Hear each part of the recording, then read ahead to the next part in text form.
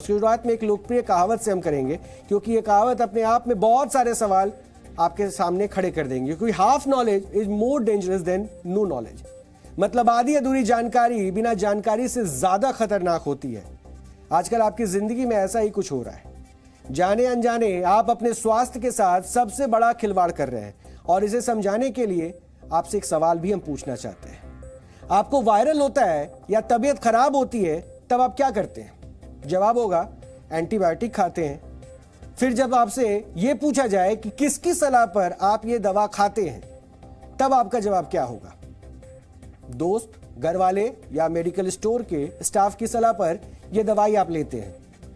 कई एंटीबायोटिक के नाम तो आपको रटे रटाए होंगे, लेकिन क्या आपको यह पता है कि आप जिस तरीके से लगातार एंटीबायोटिक्स खा रहे हैं, इससे अभी तो भले फायदा हो जाए, लेकिन यही फायदा आपके जीवन का सबसे बड़ा नुकसान साबित होने वाला है। क्योंकि जब आप गंभीर रूप से बीमार होंगे और आपके ऊपर एंटीबायोटिक्स का असर नहीं होगा, उस वक्त सोचिए फिर क्या होगा। यह दावा आपको डराने वाला जरूर है, लेकिन हम आपको समझाना चाहते हैं, क्योंकि इसका दावा किया गया है आईसीएमआर की रिपोर्ट में। यानी आईसीएमआर ने एक रिपोर्ट के जरिए यह बताया है कि आईसीयू में भर्ती मरीजों पर भी अब एंटीबायोटिक्स का असर नहीं हो रहा है। और यह सबसे बड़ी चिंता की बात है। क्या आप इस बात को मान सकते हैं, उस पर विश्वास कर सकते हैं कि कई दशक पहले मामूली सी खरोंच लगने से लोगों की मौत हो जाती थी? लेकिन यह सच है, क्योंकि उस समय एंटीबायोटिक नहीं होता था और छोटे से घाव और खरोंच का इलाज नहीं हो पाता था। इसकी वजह से ये घाव धीरे धीरे जानलेवा हो जाते थे। वर्ष 1928 में डॉक्टर अलेक्जेंडर फ्लेमिंग की लैब में से अचानक पेनिसिलिन नाम की एंटीबायोटिक का जन्म हुआ, और यह दुनिया का पहला एंटीबायोटिक था। इस चमत्कारिक दवा की बदौलत इंसानों की जिंदगी कई वर्ष बढ़ गई। धीरे धीरे एंटीबायोटिक्स हमारे जीवन का अहम हिस्सा बनता चला गया, लेकिन आज हम बिना सोचे समझे इच्छा अनुसार एंटीबायोटिक्स खा रहे हैं। इसलिए डीएनए में आज हम स्नैक्स की तरह एंटीबायोटिक दवा खाने की मानसिकता और उससे हो रहे दुष्प्रभावों का विश्लेषण करेंगे। सामान्य भाषा में एंटीबायोटिक का मतलब होता है बैक्टीरिया के खिलाफ काम करने वाली दवाइयां। लेकिन अब एंटीबायोटिक का असर हमारे शरीर पर कम होने लगा है, या ये बैक्टीरिया को कंट्रोल करने या मारने में सक्षम नहीं है। भारतीय आयुर्विज्ञान अनुसंधान परिषद यानी कि आईसीएमआर की एक रिपोर्ट के मुताबिक ऐसी आशंका है कि देश में बहुत सारे मरीजों पर अब कार्बापेनेम दवा का असर नहीं होगा। रिपोर्ट के मुताबिक ज्यादा एंटीबायोटिक्स खाने की वजह से ऐसा हो रहा है। कार्बापेनेम एक शक्तिशाली एंटीबायोटिक दवा है, जिसे आईसीयू में भर्ती निमोनिया और सेप्टिसीमिया के मरीजों को दिया जाता है। सेप्टिसीमिया खून में होने वाला एक संक्रमण है, यानी ये दोनों बीमारी होने पर अब तक जो दवा दी जाती थी, उसको देने का अब कोई फायदा नहीं होगा। रिपोर्ट में यह भी दावा है कि निमोनिया के उपचार में इस्तेमाल की जाने वाली विशेष प्रकार के एंटीबायोटिक दवाओं का असर भी अब घट चुका है। वर्ष 2016 में निमोनिया के खिलाफ इन एंटीबायोटिक दवाओं का असर 65% था, जो कि 2020 में घटकर 45% हो गया, और वर्ष 2021 में यह घटकर 43% पर पहुंच गया। इस रिपोर्ट के मुताबिक रिसर्च में पाया गया है कि वो बैक्टीरिया जिसे एंटीबायोटिक कंट्रोल या खत्म नहीं कर पा रहे हैं, वो तेजी से बढ़े हैं, और समय रहते इसे ठीक नहीं किया गया तो आने वाले दिनों में ये किसी महामारी को जन्म दे सकते हैं। इस रिपोर्ट में कई ऐसी बैक्टीरिया की पहचान भी की गई है जिसमें एंटीबायोटिक का असर नहीं हो रहा है। यहाँ आपके लिए ये जानना भी बेहद जरूरी है कि आईसीयू में गंभीर मरीज भर्ती होते हैं, और ऐसे में अगर एंटीबायोटिक दवाएं वहां काम नहीं करती है तो सवाल मरीजों की जिंदगी और मौत का बन जाता है। दरअसल कोरोना के दौरान एंटीबायोटिक्स का बहुत ज्यादा इस्तेमाल किया गया। जरूरी नहीं होने पर भी लोगों ने चूरन की तरह एंटीबायोटिक्स खाए, और डॉक्टरों ने भी सर्दी और फ्लू जैसे वायरल संक्रमण के बाद उस दौरान जमकर एंटीबायोटिक्स लिखे। इसका परिणाम यह हुआ कि जब वास्तव में एंटीबायोटिक दवाओं की आवश्यकता है, तब इसने शरीर पर काम करना ही बंद कर दिया है। आईसीएमआर की रिपोर्ट देखने के बाद आप ऐसा सोच रहे होंगे कि कोरोना की वजह से लोगों ने ज्यादा एंटीबायोटिक का इस्तेमाल किया था, और इसलिए अब नुकसान हो रहा है। अब कोरोना का प्रभाव काफी कम हो चुका है, तो लोग एंटीबायोटिक का इस्तेमाल भी कम कर रहे होंगे, लेकिन यह सच नहीं है। अब आपको लैंसेट की रिपोर्ट भी देखनी चाहिए। इस रिपोर्ट में एंटीबायोटिक की बेवजह या बिना डॉक्टरी सलाह के इसके इस्तेमाल पर फोकस किया गया है और यह रिपोर्ट पिछले हफ्ते आई और इसमें जो जानकारी दी गई वो अपने आप में चौंकाने वाली थी। सबसे बड़ी बात यह है कि इस रिपोर्ट में कोरोना से पहले यानी वर्ष 2019 में भारत में एंटीबायोटिक्स के इस्तेमाल पर चर्चा की गई है और इस रिपोर्ट के मुताबिक वर्ष 2019 में भारत में एंटीबायोटिक्स की 507 करोड़ से ज्यादा डोज खाई गई और रिपोर्ट के अनुसार भारत में लोग बिना सोचे समझे एंटीबायोटिक दवाओं को लेते हैं और इससे होने वाले नुकसानों पर ध्यान बिल्कुल नहीं देते। भारत में कुल एंटीबायोटिक्स की खपत में 75% हिस्सेदारी केवल 12 एंटीबायोटिक मॉलिक्यूल्स की है, यानी इन 12 एंटीबायोटिक्स का इस्तेमाल भारतीय सबसे ज्यादा करते हैं। रिपोर्ट के मुताबिक भारत में सबसे ज्यादा इस्तेमाल होने वाली एंटीबायोटिक्स दवा एजिथ्रोमाइसिन है और 2019 में भारत में सबसे ज्यादा एजिथ्रोमाइसिन 500 mg की दवा खाई गई। इसके बाद जिस एंटीबायोटिक्स का इस्तेमाल सबसे ज्यादा हुआ वो सेफिकाइसिम है जो 200 mg में थी और सबसे चिंताजनक बात यह है कि 47% ऐसे एंटीबायोटिक का इस्तेमाल हो रहा है जिसके फॉर्मुलेशन को रेगुलेटरी मंजूरी भी नहीं मिली है।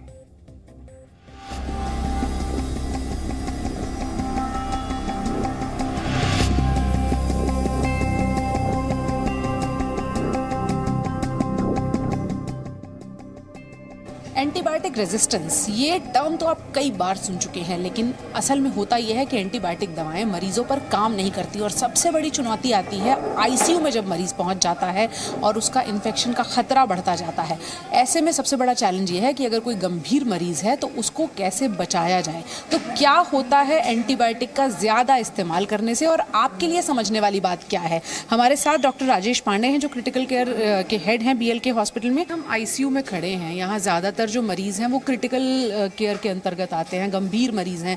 ऐसे मरीजों के केस में एंटीबायोटिक का क्या रोल होता है और क्या चुनौतियां आपको आती हैं? अगर एंटीबायोटिक की ज़रूरत नहीं और एंटीबायोटिक खाते हैं तो उसमें क्या होता है कि शरीर में जो कमेंसल बैक्टीरिया हैं जो हमारे साथ सिम्बायोटिक रिलेशन में रह रहे हैं, उनके अपने अलग फंक्शन हैं, उनके ऊपर अटैक होता है। ये एंटीबायोटिक गई तो वो उस अटैक से बचने के लिए मैकेनिज़्म ढूंढते हैं, तो वो एंटीबायोटिक को इनफेक्टिव बनाने के लिए रेजिस्टेंट मैकेनिज़्म ढूंढ लेते हैं। तो इन्फेक्शन तो आपको था नहीं, ज़बरदस्ती आपने एंटीबायोटिक खाई और उसकी वजह से जो बैक्टीरिया थे आपके अंदर वो रेजिस्टेंट हो गए क्योंकि उन्होंने अपने को सर्वाइवल की लड़ाई है उनकी। तो जब आप फिर वाकई में बीमार पड़ते हैं तो बहुत सारी एंटीबायोटिक्स आपको इफ़ेक्टिव नहीं आती हैं।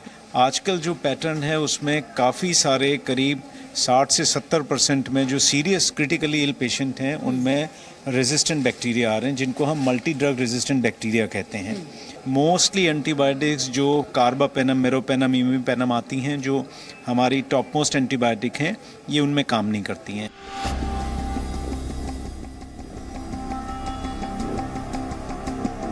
एजिथ्रोमाइसिन का यूज़ जो है ड्यूरिंग कोविड थोड़ा ज़्यादा हुआ है, बहुत ही ज़्यादा हुआ है। अदरवाइज बाकी एंटीबायोटिक का भी यूज़ हमारे पास इरेशनल यूज़ होता है। आप देखिए तो अनक्वालिफाइड मेडिकल प्रैक्टिशनर्स भी लिखते रहते हैं, इवन क्वालिफाइड मेडिकल प्रैक्टिशनर्स ज़्यादातर वायरल डिजीज़ होती है जैसे सर्दी जुकाम है उसमें भी लिखते हैं, इसलिए कि हो सकता है 1% भी चांस हो तो मरीज को ज़्यादा जल्दी ठीक मिले। 99% मरीजों पे कोई इफेक्ट नहीं होगा, उसका नुकसान ही कर सकता है एंटीबायोटिक, क्योंकि वायरल डिजीज़ रहती है ज़्यादातर, सर्दी जुकाम जो ये सब होता है, तो इरेशनल यूज़ होता रहता है और सिर्फ हिंदुस्तान नहीं पूरी दुनिया का डेटा है। तो इस पर लगाम लगाने की ज़रूरत है, थोड़ा सा जो है स्ट्रिक्ट एक्शन लेना पड़ेगा और पूरी दुनिया में इसके अगेंस्ट जो है एक्शन लिया जा रहा है। हमारे यहाँ भी ज़रूरत अब आ गई है कि स्ट्रिक्ट एक्शन लेना चाहिए, नहीं तो वह समय आ जाएगा कि हम शायद किसी छोटे भी इन्फेक्शन को नहीं ट्रीट कर पाएंगे।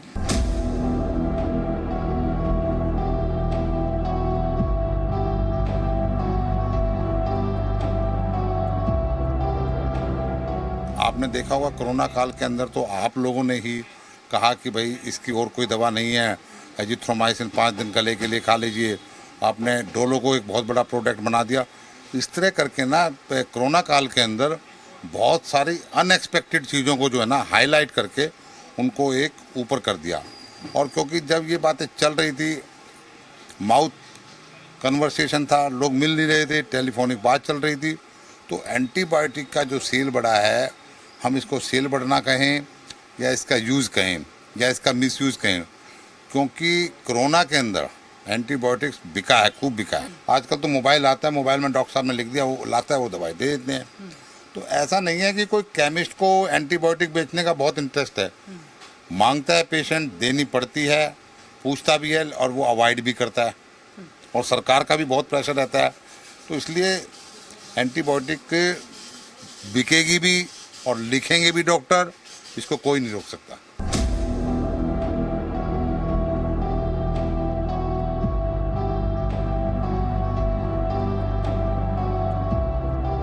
कभी आपके डॉक्टर ने लिख कर दी, कभी आपने अपनी मर्जी से ली और कभी आपको किसी ने सलाह दे दी कि एंटीबायोटिक ले लो।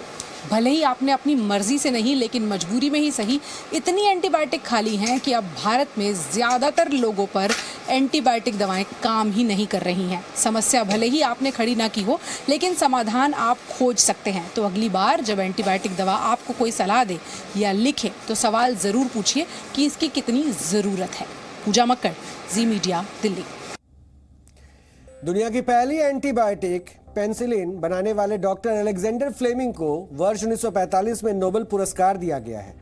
जब उन्हें नोबेल पुरस्कार दिया जा रहा था तो उस दौरान अपने संबोधन में उन्होंने कहा था कि एक समय ऐसा आएगा जब लोग दुकान से आसानी से पेनिसिलिन खरीद सकेंगे।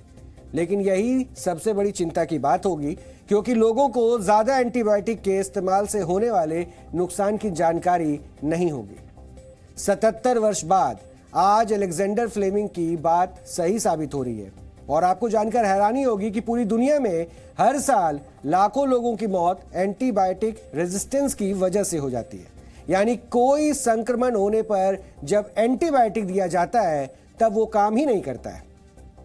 एक स्टडी के मुताबिक वर्ष 2019 में 12 लाख लोगों की मौत एंटीबायोटिक रेजिस्टेंस की वजह से हुई। यानी एंटीबायोटिक दवा का उनके ऊपर असर ही नहीं हुआ और जिस बीमारी से वो संक्रमित हुए उससे उनकी मौत हो गई। यह आंकड़ा मलेरिया या एड्स से हर साल मारे जाने वाले लोगों की संख्या से कहीं ज्यादा है। दूसरी रिपोर्ट में यह भी दावा किया गया है कि 2050 तक एंटीबायोटिक रेजिस्टेंस से मौत का आंकड़ा 1 करोड़ प्रति वर्ष भी हो सकता है। इसमें 20 लाख लोगों की भारत में हर वर्ष मौत हो सकती है। कहते हैं कि जीवन में अति करना हमेशा खतरनाक होता है और अगर आप ये अति दवाई खाने में करते हैं तो सोचिए आपकी जिंदगी को कितना बड़ा खतरा है। इसलिए आप खुद से एंटीबायोटिक खाने की अपनी आदत को बदलिए। जब भी कोई दिक्कत हो तो डॉक्टर से मिलिए, क्योंकि दवाई टॉफी नहीं है जिसे बिना समझे खा लिया। फिलहाल डीएनए में 3 मिनट के छोटे से ब्रेक के लिए रुक रहे हैं और ब्रेक के बाद देश की राजनीति में छाए निक्कर और टी शर्ट पॉलिटिक्स का विश्लेषण करेंगे और समझाएंगे कि आज राजनीति जनता से जुड़े मुद्दों की जगह निक्कर पर क्यों उतर आई है।